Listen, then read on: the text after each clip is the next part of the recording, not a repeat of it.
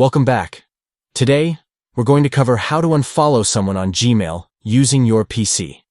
If you're tired of receiving emails from certain websites or pages, this process will help you clean up your inbox. Let's get started. First, open your web browser and head to gmail.com. Log into your account if you aren't already. Now, it's important to note that you can only unfollow websites and pages that send you emails. So if you want to stop receiving updates from a particular sender, you'll need to locate one of their emails. Once you're in your inbox, scroll through your emails and find a message from the website or service you want to unfollow. This could be anything from newsletters to promotional offers. After you've found the email, hover over it. You might see an option that says unsubscribe pop up.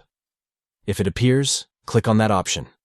By clicking unsubscribe, you'll stop receiving future emails from that sender. It's a simple way to manage your inbox and reduce clutter. And that's it. Unfollowing someone on Gmail is quick and effective, helping you keep your email organized. If you found this video helpful, please give it a thumbs up and subscribe for more tips on managing your digital life. Thanks for watching, and see you next time.